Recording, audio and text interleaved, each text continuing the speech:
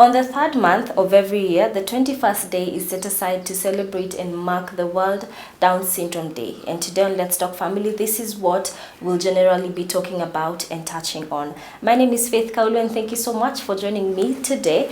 And to do this, I am gladly joined by Joanne Kamau, who's a mother of 3 boys, and her last boy is a child with Down syndrome. Yes. I just want to say thank you so much for joining us today and just willingly accept to talk about it. It's just a very big gesture, and I'm grateful to have you today. Thank you. What was your reaction when the doctor told you or informed you about your child? I think each mother, every baby comes with its own joy. So yes, of course we didn't expect to hear what the doctor was going to say, but it came in as a shocker, because yes, your baby is here, he's well, but he has Down syndrome. And it doesn't stop there. It comes with all the other bad things that comes with Down syndrome. So it is hard. It is hard just after you've given birth and you have those kind of huge news, and especially touching on health issues. It's not easy. Yeah. So for you, you found out immediately after birth? Yes, the second day I gave birth through the CS section, so the doctor waited up to the second day. And she said that she wanted to talk to us, and of course, that gut feeling that there's something that is wrong. Yeah. And that is when she told us that my baby has Down syndrome. And of course, she went ahead to tell us what Down syndrome comes with. Of course, the health issues, the growth issues, and many things. Prior to this, with your first 2 children, is Down syndrome something you had come across with, be it from friends whose children are also with Down syndrome, or studies and research? No, the only time I had heard about Down syndrome was through a program that used to come in the TV some years back, and it featured someone with Down syndrome, a family with a child with Down syndrome, and that is the much I could relate. Yeah, you see that in a movie, yes, you're not shown the back, what happens at the, so yes, I really didn't know much about Down syndrome.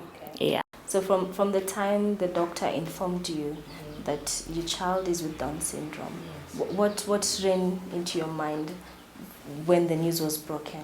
Wow, when the news came in, the thing that came to my mind is that my baby would not survive. And the first thing the doctor tells you, I think all the others disappear.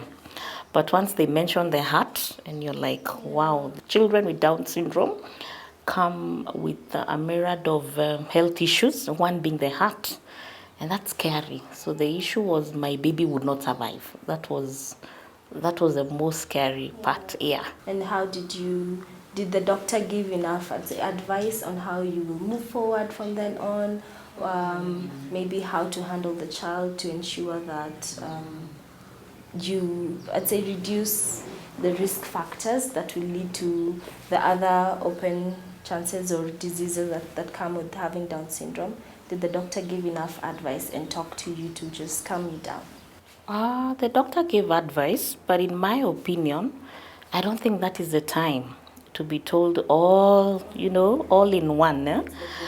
Yeah, that bombarding of the information that comes, with Down syndrome, I don't think is very necessary, because really you're not prepared. There are those that know before they give birth. So you can go through counseling and things like that. But for any mother, I think that is not the kind of news you give immediately after birth. Congratulations, you have a baby boy or a baby girl, is enough at that time. And you would seek an appointment with the mother of the child or the parents, and now take them gradually. That would be the ideal situation. Yeah, but I don't think I heard everything that the doctor said on that day. The only thing that came was that I suspect the baby has Down syndrome, And this test is not even done in the country. We have to do blood works. They are taken to South. So you're also now thinking about costs. Then the heart issue, you're being told the cardiologist is also not having, yes, you're being given the information, but there are a lot of limitations to that information. I think the mother should be let first to enjoy their baby. And then, because it's a baby, yeah. And then take the parents, let it be gradual. Yeah, I think that would be a better option for me. Now, for you, when did you come to terms, and be able to transition and openly talk about it to the society? I would say I was lucky because I talked about it maybe a year.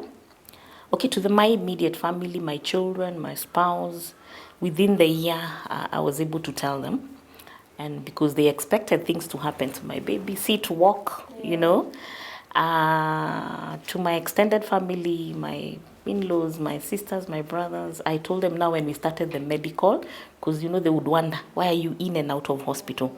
So that is the time I told them about the condition. Yeah. And how did they take it in? What was their reaction? I think I was lucky, unlike many mothers, everyone just was supportive from my home, my children, my older children. And they just told me, Mommy, don't worry, we are here, we'll support you. My immediate family, don't worry, we'll support you. My colleagues, it was not because I spoke about it and they understood.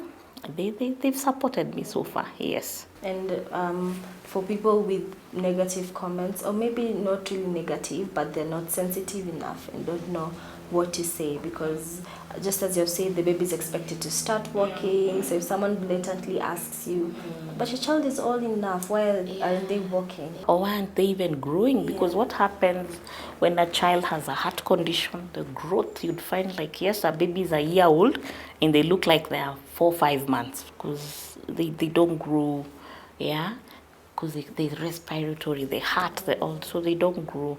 And people will be asking you, but what I've taken it as an opportunity. The negative comments come, but I've taken it as an opportunity to educate, because that is somebody who has interest. The minute that you come and tell me and ask me, why isn't the baby sitting, I take that time to tell you, oh, my baby is not sitting because they have this condition, and with this condition comes delayed milestones, and you explain. And that is one person who will spread the news. Of course, there are those who do it in passing, and I have I don't know, I've built a mechanism to let that go. But those that give me the opportunity, I talk about Down syndrome anywhere, church, school, yeah. You are openly creating awareness. Yes. I've never hidden my baby. If you stare and you can talk, I'll say hello. And I'll tell you, yes, my baby has Down syndrome. And I've met God does things, God is mysterious. He'll bring people by who will encourage you. And those who don't know about Down syndrome, they'll be telling you things to lift you up when you're down. Of course, there are those ones with negative. They'll be there. You just need to be, yeah. And how has this affected your family in a positive way? Has it bring it close together? Yeah, as a family, trust. When you don't have, like if I have money and I want to buy something, I go and buy it. But this is a place, this baby has made us as a family to really just depend on God, because there's nothing much you can do. There's nothing much the doctors or it makes you get to a point where it is only you and God.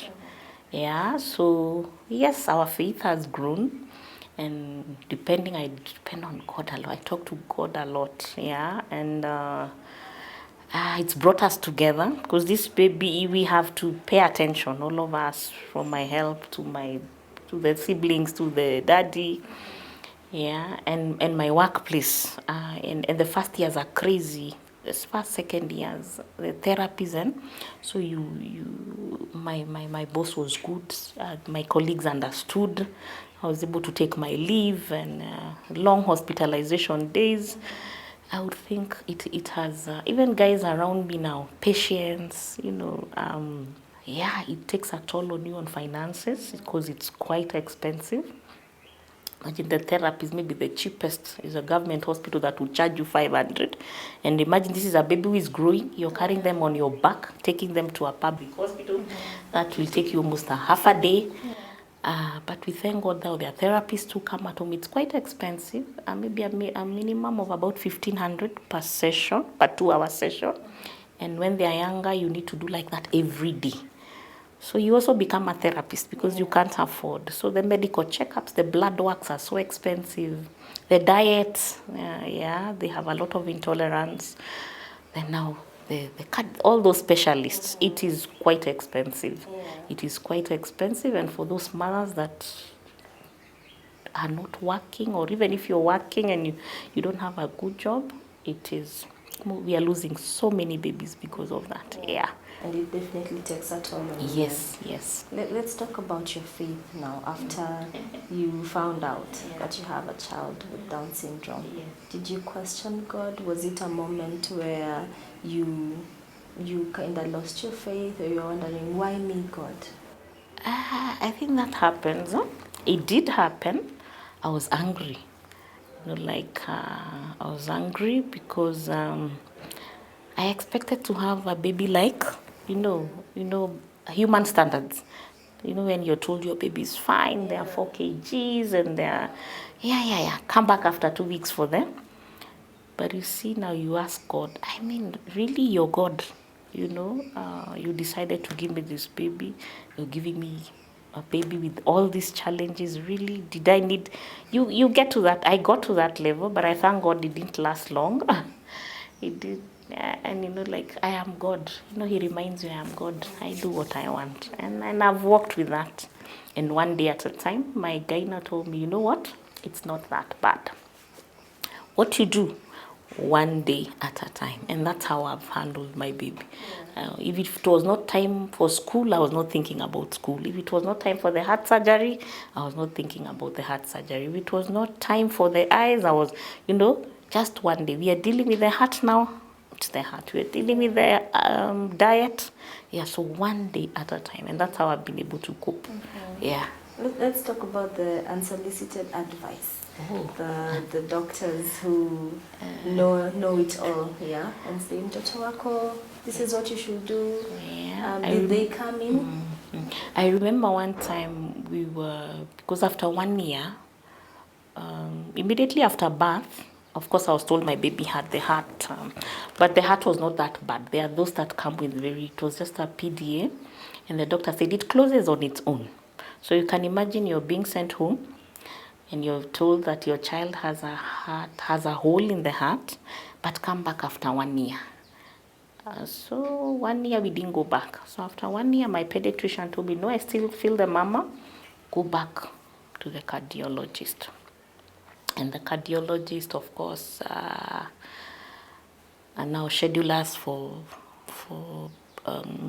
wanted to do the surgery now. But before the surgery, there are those many tests that you do before the surgery. So we were sent for the blood works because the doctor said, I can't touch this baby, the way he's breathing and things like that. So during that process, we went for it's called something, electrolyte test. And the potassium levels were so bad. And my baby was told not to eat anything that has potassium. And you can imagine everything we eat has potassium. And you know what the doctor told me? Do you see in the US, when they do that injection, they use potassium to kill those guys. And that is how bad potassium is. So don't eat this, don't eat this, don't eat this. So after I struggled with the diet, one time I called up one parent. And she just told me, you know what, Joanne, you've been told these things by the doctors, but trust your mother instinct. Do give your child what you feel is right. And that's what I did. I just started giving my baby. And the level still went down. Yeah, so that advice comes, but sometimes you need to trust your instinct as a mother. Yeah. That time I didn't follow instructions. Yeah. From the doctor. Yes. All right. Let's take a very short break. We'll be right back. Definitely the conversation is still ongoing. Let's use the hashtag Let's Talk Family and engage us on our social media pages. That is at CAC TV on Facebook, and on Twitter it's at CAC TV _Kenya.